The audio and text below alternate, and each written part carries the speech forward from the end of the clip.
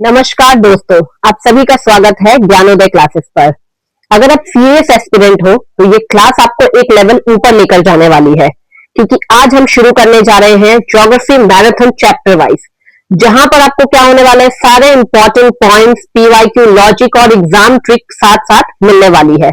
लेकिन इसके लिए करना क्या है, आप लोगों को वीडियो जो है वो अंत तक देखनी है। तो हम शुरू करते हैं हमारी क्लास हमारे पहले प्रश्न के साथ विदाउट एनी डिस्टर्बेंस। तो आप सभी क्लास को फटाफट से अपने दोस्तों के साथ शेयर कर दीजिए ताकि हम सेशन की शुरुआत कर सके। तो जैसा कि आप देख रहे हैं स्क्रीन पर, पहला प्रश्न पूछा जा रहा है, खगोलीय पिंड किन्हें कहा जाता है। क्या पूछा जा रहा है? खगोलीय पिंड किन्हें कहा जाता है, ये पहला प्रश्न है। इसके लिए 4 विकल्प है, हम डायरेक्टली आंसर पर चलेंगे। तो ध्यान रखिएगा, वे सभी वस्तुएं जो रात के समय आकाश में चमकती है उन्हें क्या कहा जाता है? खगोलीय पिंड कहा जाता है। अगला प्रश्न है, सूर्य क्या है। आज तक लोगों को डाउट है कि सूर्य एक्चुअली में क्या है। ठीक है, बहुत लोग इसे ग्रह बोलते हैं, बहुत उपग्रह बोलते हैं, लेकिन मैं आप लोगों को क्लियरली बता दूं, सूर्य क्या है? एक तारा है जिसके पास स्वयं का क्या है? जिसके पास स्वयं का प्रकाश है और ऊष्मा है। ठीक है, प्रकाश और क्या है? ऊष्मा है। ये दोनों बात ध्यान में रखनी है। और हमारे सौर मंडल का केंद्र है सूर्य, तो ध्यान में रखना है आप लोगों को।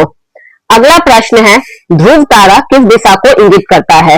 तो बचपन से हम पढ़ते आ रहे इस प्रश्न में, तो कोई दिक्कत नहीं होने वाली है। ध्रुव तारा उत्तर दिशा को इंगित करता है। अगला प्रश्न है, प्रश्न नंबर 4, नक्षत्र मंडल से क्या अभिप्राय होता है। अब देखिए 4 ऑप्शन दिए गए हैं। बहुत लोगों को रात में तारे देखने का बहुत शौक होगा। रात में क्या करने का? तारे देखने का बहुत शौक होगा। तो जब आप रात को तारे देखते हैं तो आपने नोटिस किया होगा कि बहुत सारी आकृतियां बनी होती है तारों से। अगर हम उन्हें जोड़े तो बहुत सारी आकृतियां, छवियां आपको दिखाई देंगी। तो तारों के विभिन्न समूहों द्वारा बनाई गई जो आकृतियां होती है उन्हें ही क्या कहा जाता है? नक्षत्र मंडल कहा जाता है। अब देखिए प्रश्नों को इस तरीके से समझिए कि दोबारा रटने की जरूरत ना पड़े, क्लास में ही आपके जो डाउट्स है वो क्लियर हो जाए। अब तारों को आप क्यों देखते थे, उनसे जो आकृति बनती थी वो अब आपके दिमाग में हमेशा रहेगी कि उससे क्या कहते हैं? नक्षत्र मंडल कहते हैं। तो ऐसे और बेहतरीन टिप्स एंड ट्रिक्स के लिए ज्ञानोदय क्लासेस को सब्सक्राइब करके अपने सभी दोस्तों के साथ शेयर कर लीजिए, क्योंकि अब जो है क्लास हमने स्टार्ट कर दी है।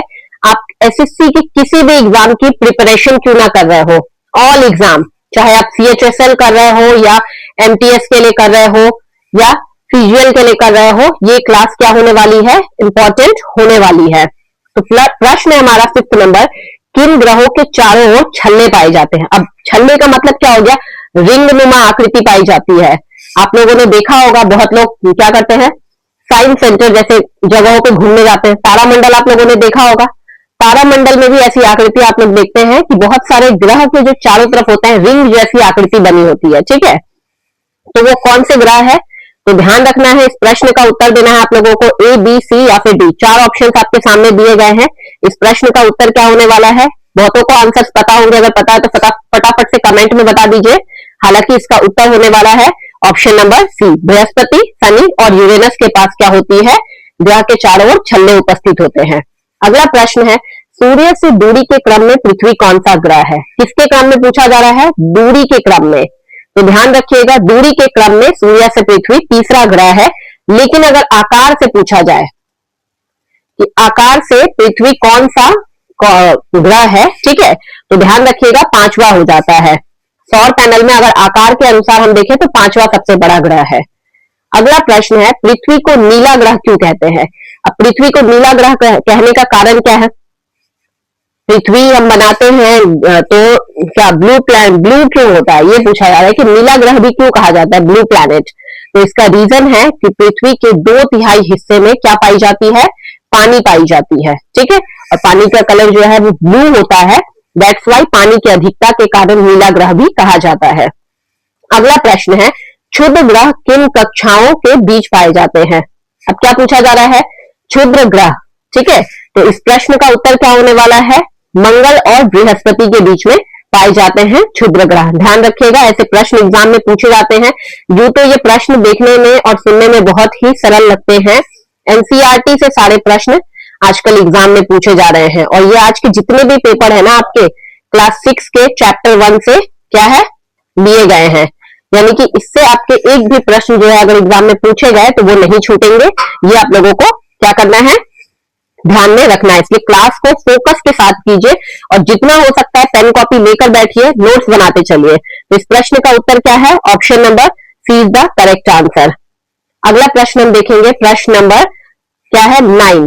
चंद्रमा पृथ्वी का एक चक्कर, क्या पूछ रहा है, चंद्रमा पृथ्वी का एक चक्कर कितने दिन में लगाता है, तो लगभग 27 डेज। अगला प्रश्न है प्रश्न नंबर 10। सूर्य का प्रकाश पृथ्वी तक पहुंचने में कितना समय लेता है।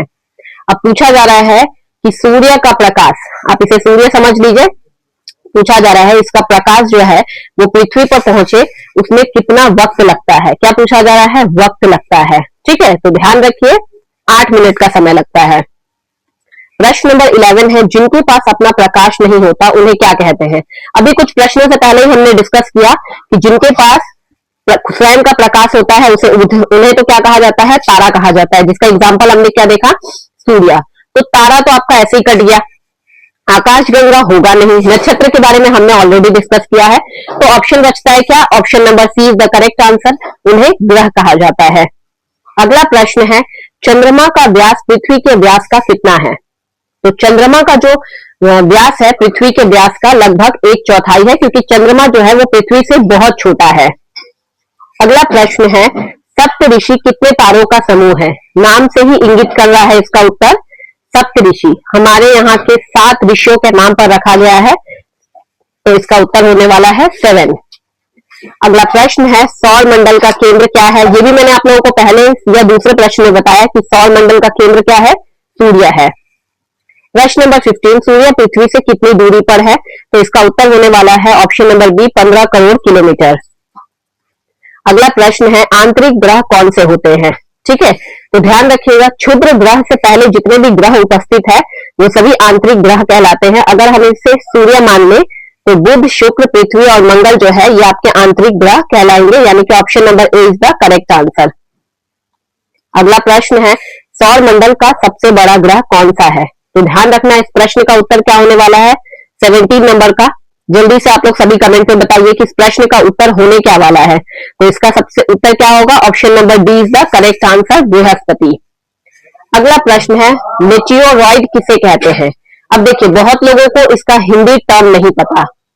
एग्जामिनर क्या करेगा कि आपको इंग्लिश का ही टर्म उठाकर देवनागरी में लिखकर आपसे प्रश्न पूछ लेगा। तो कुछ ऐसे वर्ड्स होते हैं जिनके इंग्लिश टर्म भी पता होने चाहिए। मेटियोरॉइड का मतलब होता है उल्का पिंड, किसे कहते हैं, तो option D is the correct answer, छोटे पत्थरों को कहते हैं। अगला प्रश्न है 19 नंबर, नील आर्मस्ट्रांग चंद्रमा पर कब पहुंचे। तो इस प्रश्न का उत्तर क्या होने वाला है, ए, बी, सी या फिर डी। तो इसका उत्तर है 21 जुलाई 1969 को पहुंचे थे।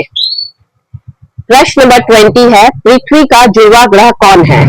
तो पृथ्वी का जुड़वा ग्रह कौन है, शुक्र है। अगला प्रश्न है, आकाशगंगा क्या है। तो इस प्रश्न का उत्तर क्या होने वाला है, आकाशगंगा क्या है, तारों व गैसों की प्रणाली। और हमारी आकाशगंगा का नाम क्या है, इसे आप लोगों को कमेंट में बताना है कि हमारी आकाशगंगा का नाम क्या है। ठीक है, अगला प्रश्न है, ब्रह्मांड का निर्माण किससे होता है। जल्दी से आप सभी इस प्रश्न का उत्तर दे दीजिए, ब्रह्मांड का निर्माण किससे होता है। तो लाखों आकाशगंगाएं मिलकर क्या करती है, ब्रह्मांड का निर्माण करती है। हमारे सोलर प्लैनेट जैसे बहुत सारे सोलर प्लैनेट है, ये चीज ध्यान में रखनी है आपको। अगला प्रश्न है, चंद्रमा पर जीवन संभव क्यों नहीं है। क्योंकि वायु और जल की अभी तक खोज नहीं हो पाई है। हालांकि कुछ उपस्थिति देखी गई है लेकिन अभी श्योरिटी नहीं है, इस पर खोज चल रही है। अगला प्रश्न है, ग्रह रात में क्यों चमकते हैं। ग्रह रात में क्यों चमकते हैं, तो इस प्रश्न का उत्तर है सूर्य के परावर्तन के कारण। किसके कारण, सूर्य के परावर्तन के कारण। क्या अगर आपसे पूछा जाए कि ग्रहों के पास स्वयं का प्रकाश होता है, तो बिल्कुल नहीं होता है। ठीक है, ये चीज ध्यान में रखना है। ये क्या करते हैं, तारों के प्रकाश से चमकते हैं, ये चीज भी ध्यान में रखिएगा। और ये रहा हमारे सेशन का अंतिम प्रश्न, प्रकाश की गति कितनी है। इसे आप लोगों को कमेंट में बताना है। तो हमने आज चैप्टर 1 कंप्लीट किया। अब चैप्टर 1 से कोई भी सवाल आपसे बनेगा तो वो नहीं छूटेगा। तो ऐसे ही क्लासेस के लिए आप लोगों को क्या करना है, ज्ञानोदय क्लासेस को सब्सक्राइब कर लीजिए और बेल आइकन पर जाकर ऑल का ऑप्शन सेलेक्ट कर लीजिए। Thank you everyone.